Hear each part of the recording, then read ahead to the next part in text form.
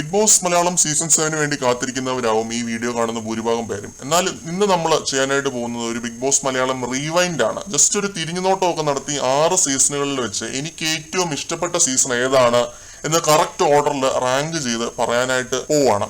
Video ആദ്യമായിട്ടാണ് കാണുന്നത് എന്നുണ്ടെങ്കിൽ വീഡിയോ ലൈക്ക് ചെയ്യാനും ചാനൽ സബ്സ്ക്രൈബ് ചെയ്യാനും മറക്കരുത്. കാര്യത്തിലേക്ക് വരാം.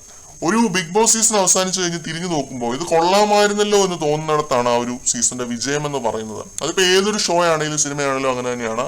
വെറും മറ്റേ അടിയും ബഹളവും വഴക്കും മാത്രമല്ല, എന്റർടൈൻമെന്റ് വാല്യൂവും പിന്നെ നമ്മുടെ ഒരു ആസ്വാദനവും ഒക്കെ കൂടി വെച്ചിട്ടാണ് നമ്മളൊരു ബിഗ് ബോസ് സീസണെ വിലയിരുത്തുന്നത്. അങ്ങനെ നോക്കുമ്പോൾ ഏറ്റവും അവസാനം ഞാൻ പറയുന്നത്, അല്ലെങ്കിൽ എന്റെ ലീസ്റ്റ് ഫേവററ്റ് എന്ന് പറയുന്നത് സീസൺ 2 ആണ്. രജിത് കുമാർ, ആര്യ, വീണ നായർ, മഞ്ജു പത്രോസ്, പാഷാണം ഷാജി, ഫുക്രുവിനെ ഒന്നും മറക്കാൻ പറ്റത്തില്ല. പൂത്തുമ്പി കുർളമമ്മിയൊക്കെ അമ്മാതിരി ട്രെൻഡ് ആയിരുന്നു. അവരുടെയൊക്കെ സീസൺ ആയിരുന്നു സീസൺ 2. അന്ന് ലൈവോ കാര്യങ്ങളോ ഒന്നും മലയാളത്തിൽ തുടങ്ങിയിട്ടില്ലായിരുന്നു, എങ്കിലും വെറുപ്പിച്ച് കയ്യിൽ തന്നൊരു സീസൺ ആയിരുന്നു.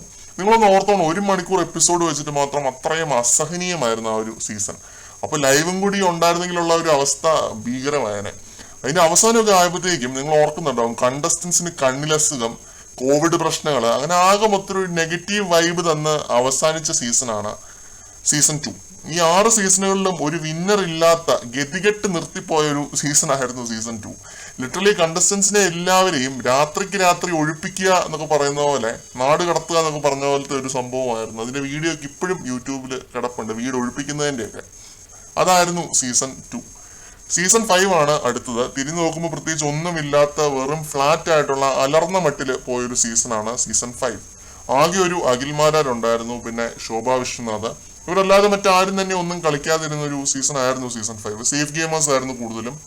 നമ്മൾ ഈ ചാനൽ തുടങ്ങി സജീവമായി വന്നിരുന്ന ഒരു സമയമായിരുന്നത് കൊണ്ട് എന്തെങ്കിലും കിട്ടുമോ എന്ന് നോക്കി കണ്ണിൽ എണ്ണയൊഴിച്ച് കാത്തിരുന്ന് ലൈവ് കണ്ടൊരു സീസണാണ്. ഭയങ്കരമായ രീതിയിൽ ഫോളോ ചെയ്ത് ഓരോ ചെറിയ കാര്യങ്ങളും യൂട്യൂബിൽ അപ്ഡേറ്റ് ഇട്ടുകൊണ്ടിരുന്ന ഒരു സീസണാണ് സീസൺ 5. ഇന്ന് എന്തെങ്കിലും നടക്കും എന്നൊക്കെ പറഞ്ഞ് നമ്മളിങ്ങനെ നോക്കിയിരിക്കും ലൈവിന്റെ മുന്നിൽ, പക്ഷെ ഒന്നും നടക്കത്തില്ല. അതായിരുന്നു സീസൺ 5ന്റെ ഒരു പ്രത്യേകത.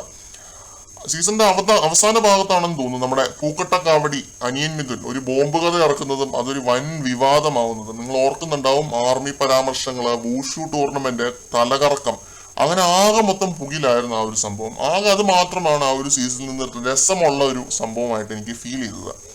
എന്റർടൈൻമെന്റ് വൈസ് നോക്കിയാൽ നല്ല വീക്ക് ആയിട്ടുള്ള ഒരു സീസൺ ആയിരുന്നു.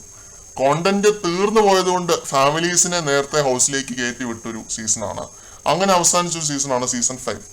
ബാക്കിയുള്ള 4 സീസണുകളിലെ ഏറ്റവും വീക്ക് ഏതാണെന്ന് ചോദിച്ചാൽ സീസൺ 3 ആയിരിക്കും. നേരത്തെ പറഞ്ഞ 2 എണ്ണങ്ങളെ വെച്ച് നോക്കുമ്പോൾ ഇത്രയും കൂടി എന്റർടൈൻമെന്റ് ഉണ്ടായിരുന്നു എന്നുള്ളത് ശരിയാണ്. തിരിഞ്ഞു നോക്കുമ്പോൾ ട്രോളുകളുടെ രൂപത്തിലാണെങ്കിലും എല്ലാം ഏറ്റവും കൂടുതൽ ഓളം ഉണ്ടാക്കിയൊരു സീസണാണ്, but not the best. Manikuttan, danger Firoz, കിടിലൻ ഫിറോസ്, ഡിംബൽവാൽ, ഋതുമന്ത്ര, സൂര്യ, റംസാൻ ഇവരുടെയൊക്കെ സീസൺ ആയിരുന്നു സീസൺ 3.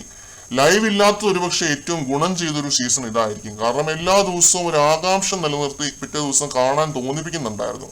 പ്രത്യേകിച്ച് മണിക്കുട്ടൻ പുറത്തേക്ക് പോയ ആ ഒരു സമയത്തൊക്കെ തല BGM ഒക്കെ ഇട്ട് മണിക്കുട്ടൻ തിരിച്ചു വന്നതും ഒക്കെ ഓർക്കുന്നുണ്ടാവും. പിന്നെ സീസൺ 2ന്റെ കാര്യം പറഞ്ഞ പോലെ തന്നെ കോവിഡ് പ്രശ്നങ്ങൾ രൂക്ഷമായപ്പോൾ നിർത്തിവെക്കേണ്ട ഒരു സാഹചര്യം വരികയും പിന്നീട് ഗ്രാൻഡ് ഫിനാലെ അങ്ങ് നടത്തുകയുമായിരുന്നു. അങ്ങനെയൊക്കെ വരുമ്പോഴേ ആ ഒരു ത്രില്ല് അങ്ങ് നഷ്ടപ്പെടും, ഇത്രേ ഉള്ളൂ. അബോവ് ആവറേജ് എന്നൊക്കെ പറയാൻ പറ്റുന്ന ഒരു സീസൺ ആയിരുന്നു സീസൺ 3. 3-ാം സ്ഥാനത്ത് സീസൺ 1 ആണ് പറയുന്നത്. കാരണം വേറൊന്നുമല്ല, അധികം ഫോളോ ചെയ്തിട്ടില്ല.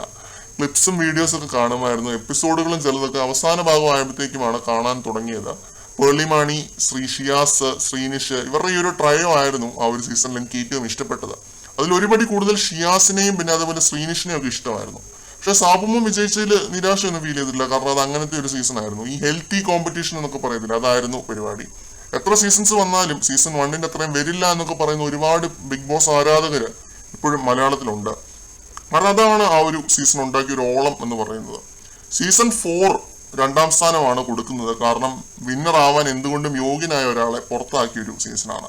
അകത്തെ ഗെയിം കൊണ്ടല്ലാതെ പുറത്തെ ഗെയിം കൊണ്ട് മാത്രം ഒരാള് ജയിച്ചു പോയ ഒരു സീസണാണ് സീസൺ 4. പക്ഷെ ഒരു കാര്യം സമ്മതിച്ചേ പറ്റുള്ളൂ, ബിഗ് ബോസ് ചരിത്രത്തിലെ തന്നെ some of the best contestants ഈ ഒരു സീസണിലായിരുന്നു. Doctor Robin, Jasmine Moosa, Nimisha, Dilsha, Riyas, Blesslee, Lakshmipriya, അങ്ങനെ ഒന്നിൽ കൂടുതൽ ആളുകളുടെ പേരിൽ അറിയപ്പെടുന്ന ഒരു സീസണാണ് സീസൺ 4. ഇപ്പോഴും ഭൂരിഭാഗം പേരുടെയും ഫേവറേറ്റ് സീസൺ ഇതായിരിക്കും. ലൈവില് ഒരുപാടൊന്നും ഞാൻ കണ്ടിട്ടില്ല, കൂടുതലും എപ്പിസോഡ്സും ക്ലിപ്സും ഒക്കെ ആയിട്ടാണ് കണ്ടിട്ടുള്ളത്. ചിലപ്പോൾ അതുകൊണ്ടായിരിക്കാം 2-ാം സ്ഥാനത്തേക്ക് എനിക്ക് പേഴ്സണലി പിന്തള്ളപ്പെട്ടത്. അവസാനം പറയുന്നത് എന്റെ ഫേവറേറ്റ് സീസൺ ആയിട്ടുള്ള സീസൺ 6. എന്തുകൊണ്ടാണ് സീസൺ 6 എനിക്ക് ഏറ്റവും പ്രിയപ്പെട്ടത് എന്ന് നിങ്ങൾക്ക് ഊഹിക്കാവുന്നതേ ഉള്ളൂ. നമ്മൾ ആസ് എ ചാനൽ വളർന്നത് ഈ ഒരു ഒറ്റ സീസൺ കൊണ്ടാണ്. ഇത്രയധികം കോണ്ടന്റുകൾ കൊണ്ട് സമ്പന്നമായ ഒരു സീസൺ വേറെ ഇല്ല. അത്രയധികം കോണ്ടന്റുകൾ. മത്സരാർത്ഥികളാണെങ്കിലും സീസൺ 4 ശേഷം ഇത്രയും കിടിലൻ മത്സരാർത്ഥികൾ വന്നത് ഇതിലാണ്. ഓരോരുത്തരും ഒന്നിലൊന്ന് പൊളിയായിരുന്നു. വഴക്കിന് വഴക്ക്, ഇടിക്ക് ഇടി, കോമഡിക്ക് കോമഡി, വെറുപ്പിക്കുന്ന രീതിയിലുള്ള മറ്റേ അസഹനീയ ക്രിഞ്ച് സാധനങ്ങൾ വേണമെങ്കിൽ അതുമുണ്ട്. അങ്ങനെ എല്ലാ രീതിയിലും ഒരു റോളർ കോസ്റ്റർ റൈഡ് തന്നെയായിരുന്നു ഈ കഴിഞ്ഞ സീസൺ 6. പിന്നെ ഇപ്പോഴുള്ള കാത്തിരിപ്പ് എന്ന് പറഞ്ഞു കഴിഞ്ഞാൽ തീർച്ചയായിട്ടും സീസൺ 7 വേണ്ടി ഉള്ളതാണ്. ഓഗസ്റ്റ് ഒക്കെ ആകുമ്പോഴത്തേക്ക് വരുമെന്നാണ് നമ്മൾ അറിയുന്നത്. ഒഫീഷ്യലായിട്ട് ഏഷ്യനെറ്റ് ഒരു ഗ്രാൻഡ് ലോഞ്ച് ഡേറ്റ് പ്രഖ്യാപിക്കാൻ വേണ്ടിയുള്ള കാത്തിരിപ്പാണ്. അപ്പോൾ മറ്റൊരു അപ്ഡേറ്റുമായിട്ട് വീണ്ടും കാണാം.